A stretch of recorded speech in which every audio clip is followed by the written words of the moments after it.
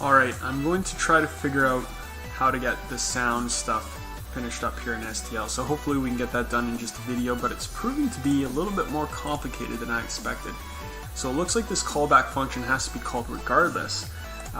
We need to copy our...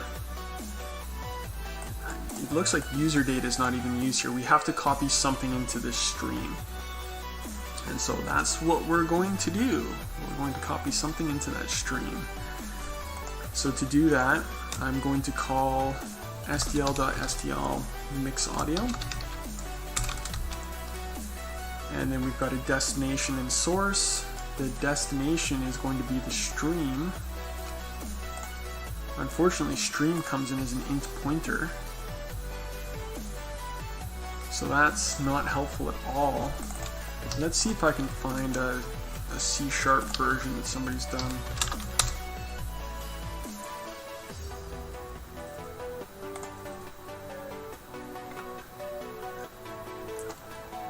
That doesn't look helpful.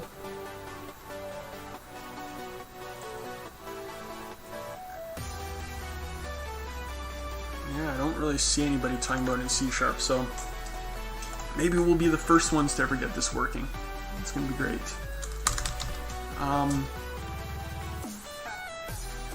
Destination stream. Huh. I wonder what mix audio even does.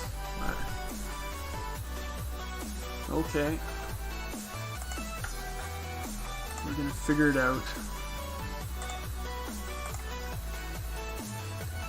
Audio callback takes user data, takes the stream, takes the length, the pointer to the audio data buffer filled in by STL audio callback, and application specific parameters saved. Cool.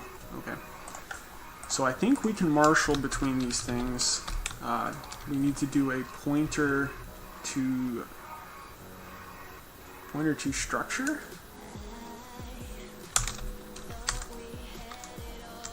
Let's see. Got pointer to structure byte array, and we're going to take that stream, and this thing should return that byte array. So this is stream array. So that's our destination, and then our source is going to be something we've put together here. And we're going to create length samples. And this I here is just going to be my sample, which I'll increment every time, like that. And now I should be able to pass in my wave data,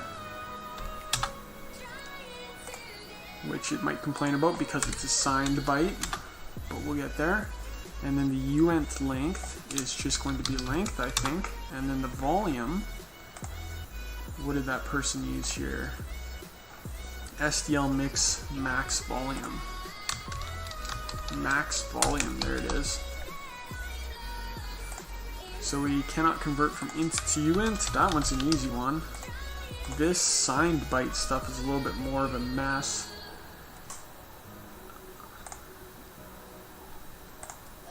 I'm sure there's a cool way to do this.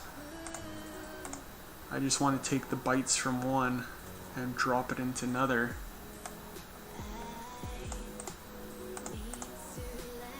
Can I just do a bitwise copy of arrays in C#?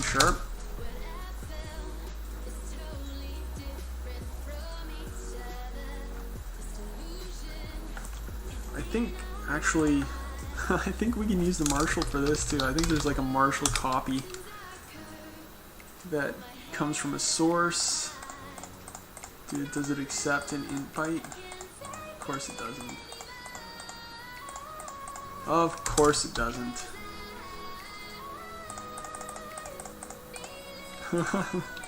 Convert signed byte array to byte array in C#.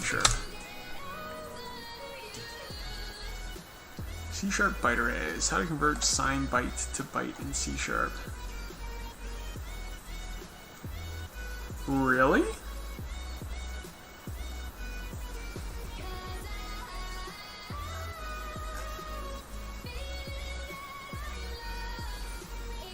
Really? This is more what I was thinking. That's crazy. I'm just gonna try this because that seems so wild and crazy. I can't believe that will work, but it might. A byte array of wave data. And we'll toss that in there, and let's just see what that even looks like. So to get this callback to be called, I think we're actually gonna have to play some audio. So we've opened some audio, and now what do I have to do to actually play it? That was over in here. So I've called open audio. I need to start playing it by calling pause audio. Isn't that just cute? Pause audio. If there's no play audio? No, there isn't. That is so weird.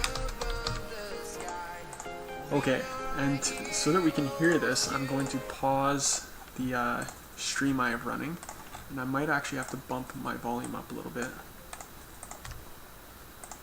Let's see if anything happens. Missing method. No parameterless constructor defined for this object.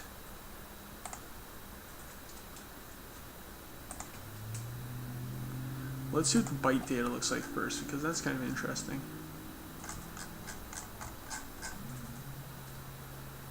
Huh. It still shows as negative, even though that is unsigned. Yeah, it knows that it's a signed byte behind the scenes.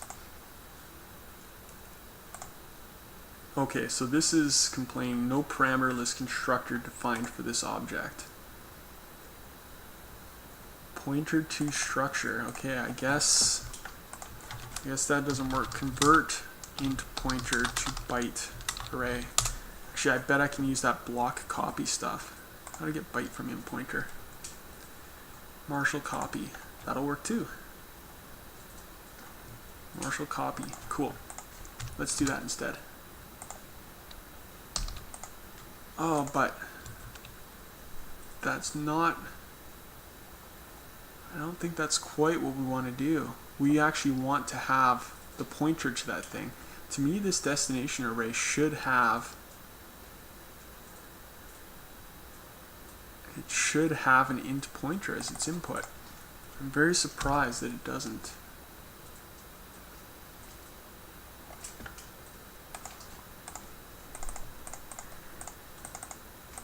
Very bizarre.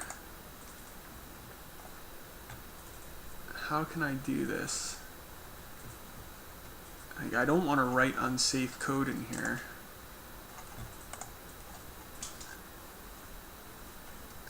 Yeah, this person's Marshall copying across. This one's using unsafe code directly. Another Marshall copy.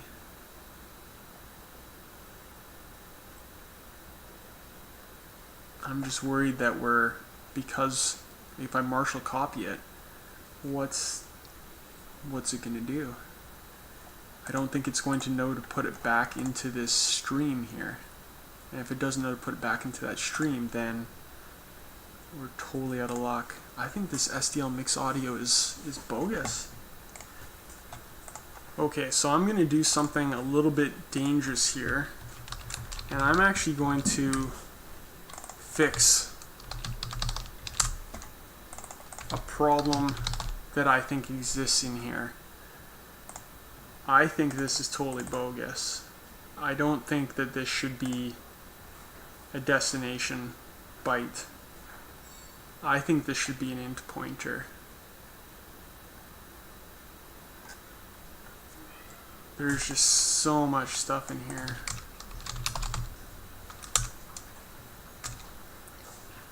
But yeah, I'm sure that this should be an int pointer, or at least I should have the option of calling it that way. And so that's what I'm going to do. I'm going to put in here an int pointer and recompile this thing. And I'll take the binary output of that release directory and I'm going to drop that into, oh, that was already there. I'm going to drop that into my Chip-8 binary directory here, as well as my debug directory, which I think is where I actually get the reference from. So now I've got it replaced in there, and now when I go into Chip-8, I should have the option of calling mix audio with not just a stream array, but also just passing stream. To me, that looks more like it. That looks like the right type of thing. Ooh, that's a beep. So, that was really loud in my ear. I hope that it was turned down low enough for everybody on the video. I might have to edit that out later. Holy smokes. My left eardrum. Morgan, could you hear that? I can hear it so loud. Yeah, oh yeah, it was. I turned up my volume thinking that I wouldn't be able to hear a beep. Oh, no. Holy smokes.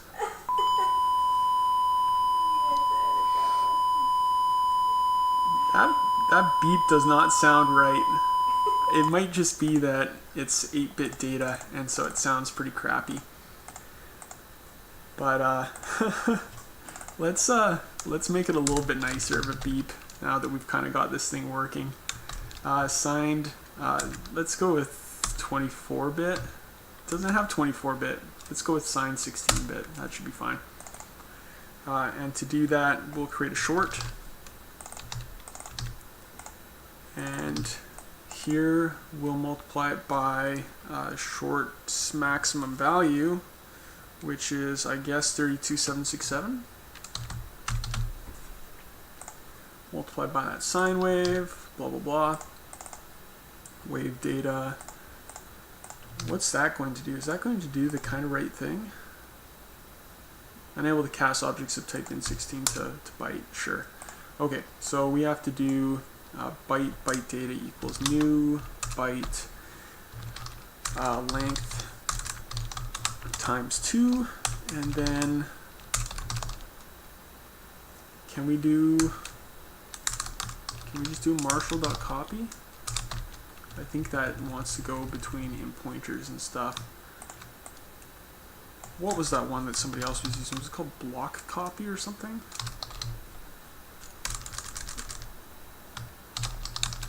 I can't remember.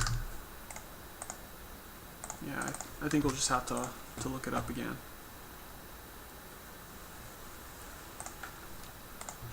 Convert array to byte array.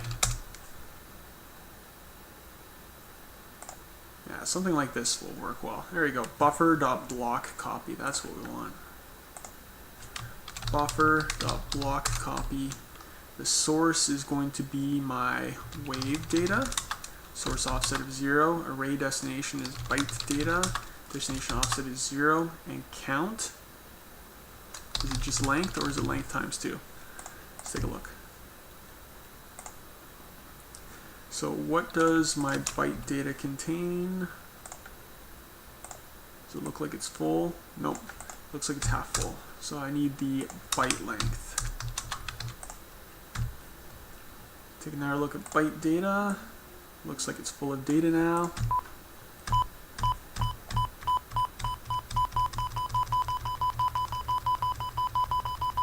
Doesn't sound that bad. It's not doing a very good job of keeping it running. It's running out of samples or something like that.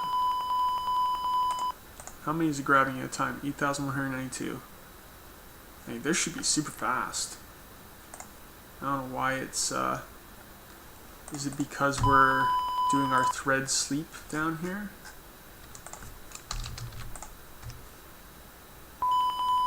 No.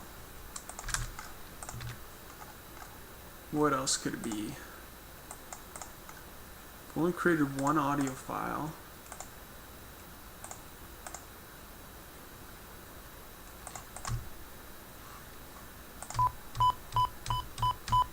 Sounds like it's mixing a bunch of weird stuff together. Like the first one sounds like a 1 kHz tone. This one here, that sounds right. That does not sound right. That sounds all sorts of messed up. It's like the stream already has data in it and it's copying this over. But I would have thought that that callback would only execute when it was actually good to go. Sine 16, everything there looks pretty reasonable to me. Huh. Okay, well, let's just hook this up for now and get it kind of working. We've opened the audio, and then we can do something like if cpu.soundTimer is greater than 0, stl.stl pause audio 0, else we can actually pause the audio.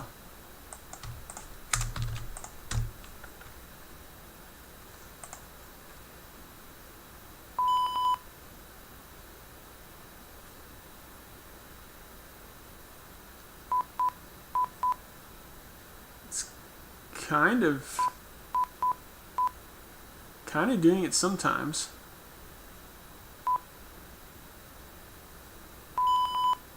And then a long beep there when you lose, which it always seems to be getting. It's like we're just not, I wonder, I don't know. I don't know enough about this to say for sure what's going on.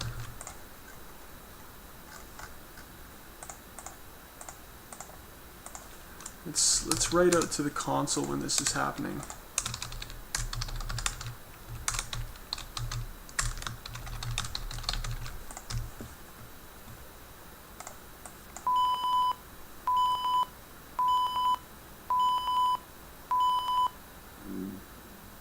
That makes it super slow because it's writing so much to the console.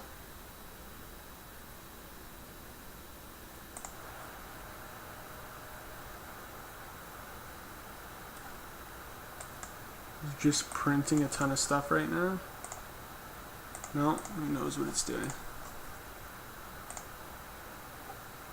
It's stuck in this SDL pull event.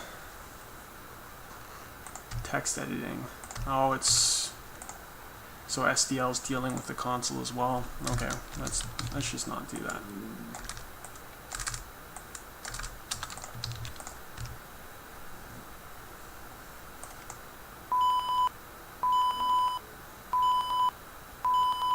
Oh, because I removed that thread sleep, the execution's just running so ridiculously fast.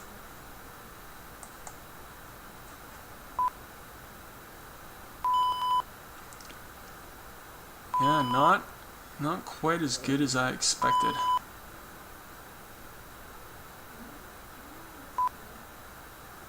Sometimes works, sometimes doesn't. Wonder if I can just leave it playing and like mute it on and off, something like that. Or I just always run it.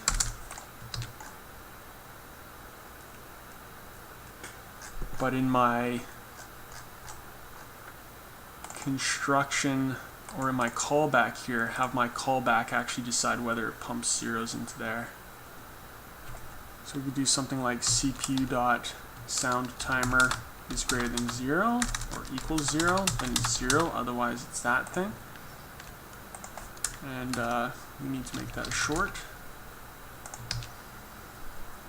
Now, you have to be careful here because now that we're providing so many samples, it's unlikely that we'll actually get that in there. So maybe, what happens if I try to use a lower number of samples? What comes into my callback here? Oh, right, we got to turn on the audio. 1 second, here we go. And if CPU is null, let's just return from this. Okay, so it's asking for 1024, so it seems to ask for 2 times whatever the samples is. That doesn't sound very good. Yeah, it's like we're mixing a bunch of stuff together.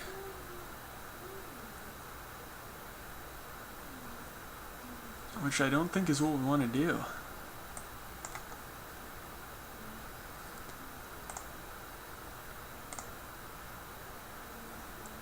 So I think this mix audio is not quite what we want. Let's do a little bit of research into what this thing does.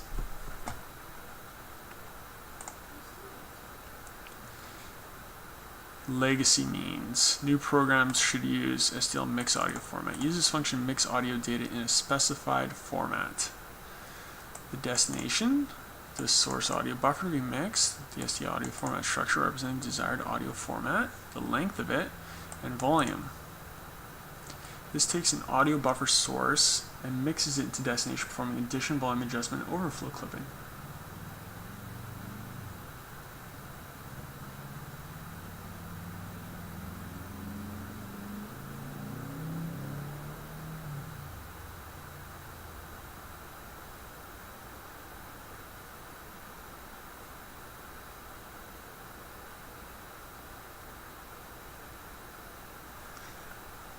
This looks interesting. It's a common misconception that this function is required to write audio data to an output stream and an audio callback.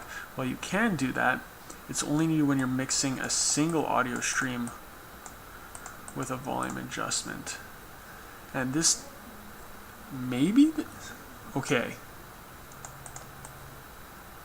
that's what we need. We need to clear this thing first. STL memset stream 0 length. Okay. We're on to something.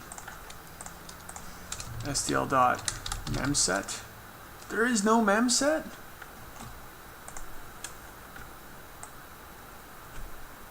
That is what they called it, right? STL memset. What is this?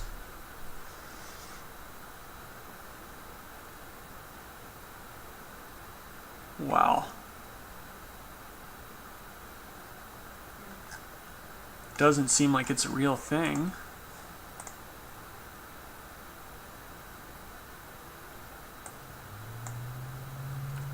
Well, am I supposed to copy zeros into there first? That's ridiculous. You know what I'm going to do is I'm just going to call that Marshall copy. I'm going to copy that byte data straight into that stream. Forget all this mix audio shenanigans.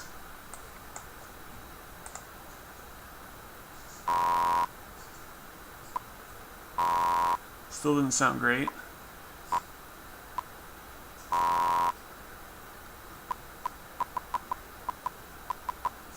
But not terrible. So what's wrong with this data that it's getting? Let's take a look at it. I wonder if I can get a beep. Yeah, let's loop over that data. So bool beeped is false, and then if CPU.soundTimer is not equal to 0. Actually, we can just put that right in here.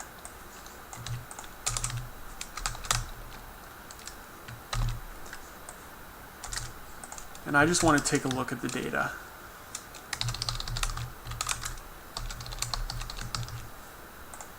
See if there's something strange going on.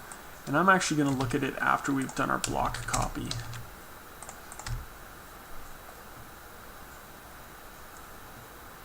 Okay, so we got something going on here. There's all of our byte data.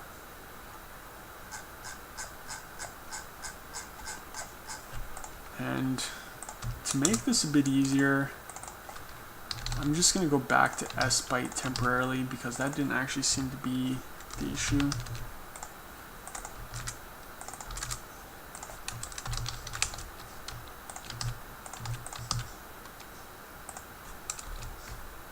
Kind of taking a step back here, but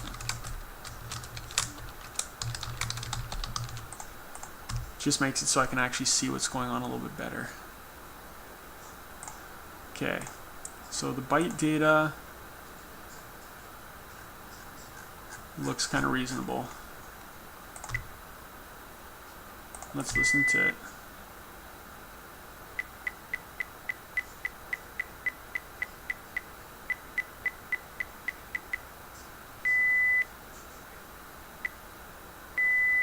Maybe.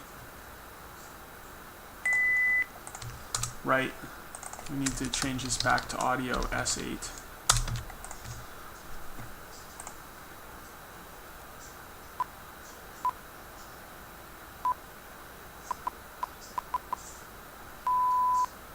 Kinda.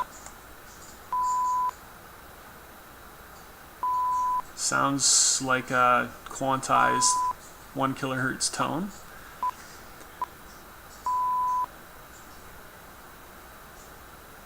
Okay, I wonder if we can make this even less samples. 256, for example.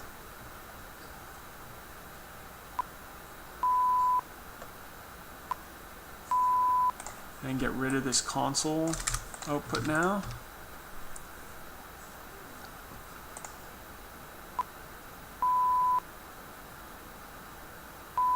It's sometimes still missing them. It's annoying.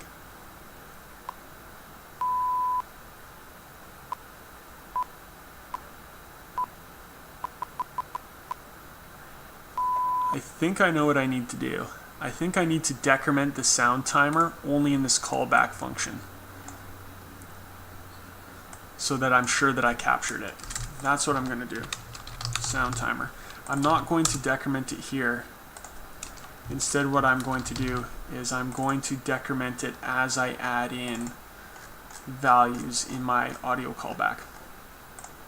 And so, yeah, that's what I'm going to do.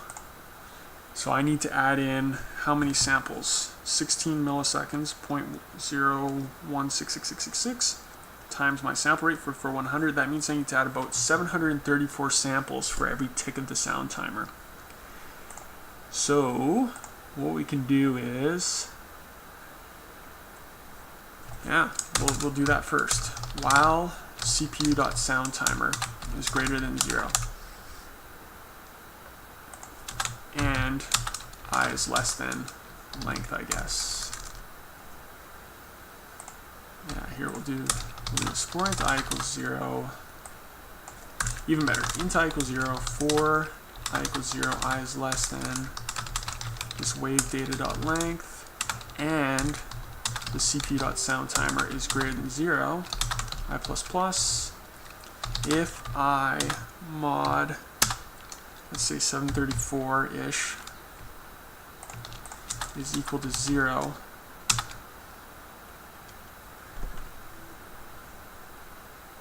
and then what we can do is we can change our samples so that it's exactly one of those. So let's change it to 734 to make sure, actually no, it wanted that to be power of 2, didn't it? 256. Okay, so if I want to do this right, I don't want to make a mistake here. So int start sample is at sample or is equal to sample, and then let's see, what's the right way to do this?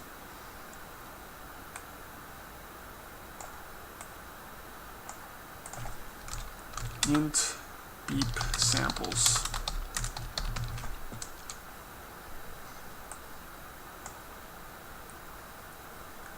So we might be able to do something like this.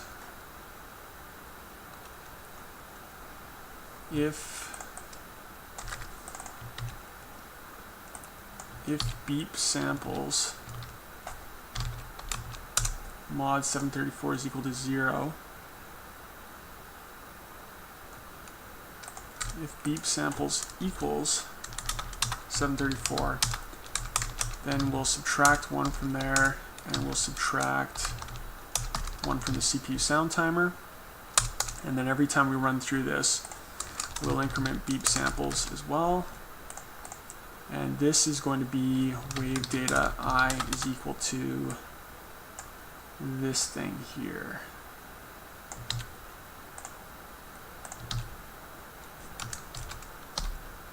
And then for the rest of the time, and we want to increment sample, and then here we'll do I is less than wave data dot length to clean up the rest of it. Wave data I equals 0. That already happens because of creating the new buffer up above, so we actually don't need that.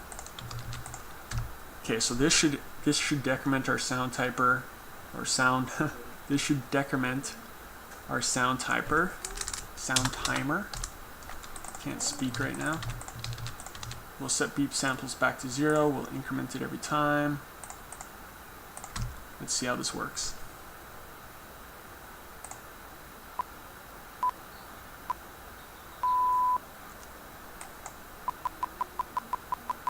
This is looking pretty reasonable. What were my keys again to move this thing? 4 and 6. There we go.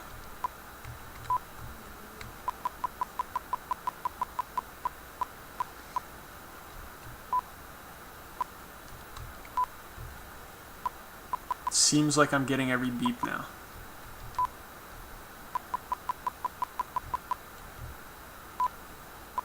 Which makes sense, because now it's all handled by the audio callback. Cool.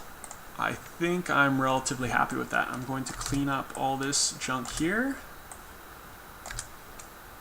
And really, can just say that's int I equals 0 now. That looks pretty good. These are both going to be captured by that closure. That looks good as well. So I think we've got sound working pretty well in our simulator now, or interpreter. So what will I do in the next video? In the next video, I guess we could implement this waiting for key press and then clean the code up a bit, and then I think we're pretty much done. So I'll see you in the next video.